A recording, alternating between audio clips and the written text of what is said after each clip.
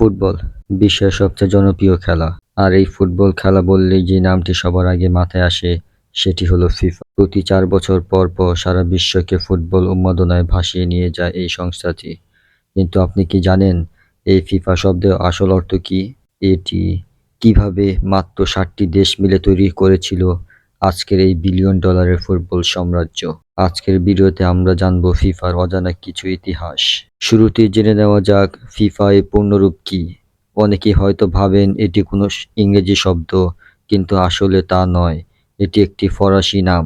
এর পূর্ণরূপ হলো ফেডারেশন ইন্টারন্যাশনাল দি ফুটবল অ্যাসোসিয়েশন, যার ইংরেজি অর্থ করলে দাঁড়ায় international federation of association football.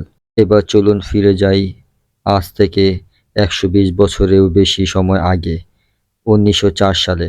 তখন বিভিন্ন দেশের মধ্যে ফুটবল ম্যাচ হলেও কোনো নির্দিষ্ট নিয়ম বা আন্তর্জাতিক নিয়ন্ত্রণ সংস্থা ছিল না।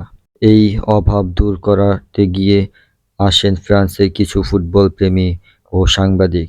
অবশেষে 1904 সালে 21শে মে ফ্রান্সের প্যারিস শহরে এক ঐতিহাসিক বৈঠকে জন্ম নেয় ফিফা। মাত্র 7টি দেশ মিলে এই সংস্থাটি গড়ে তুলেছিল। দেশগুলো হলো France, Belgium, Denmark, Netherland, Spain, Sweden এবং সুইজারল্যান্ড। আর এই সংস্থার প্রথম সভাপতি নির্বাচিত হন ফরাসি সাংবাদিক রবার্ট গুয়েরিন।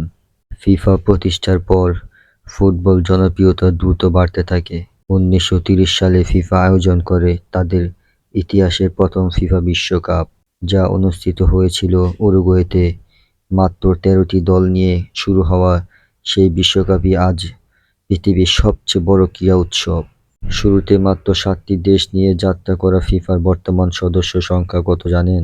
211টি দেশ। এমনকি জাতিসংঘের সদস্য সংখ্যার চেয়েও ফিফার সদস্য সংখ্যা বেশি।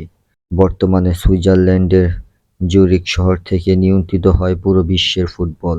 তো বন্ধুরা, এই ছিল ফুটবল দুনিয়ার চালিকা শক্তি ফিফা এর শুরুর গল্প। আপনার প্রিয় ফুটবলার কে এবং আগামী বিশ্বকাপে আপনি কোন দলকে সমর্থন করছেন তা কমেন্ট করে আমাদের জানান। ভিডিওটি ভালো লাগলে একটি লাইক দিন এবং ফুটবলে এমন আরও রোমাঞ্চকর ইতিহাস জানতে এটি সাবস্ক্রাইব করে এখনই পাশে থাকুন। দেখা হবে পরের ভিডিওতে। ধন্যবাদ।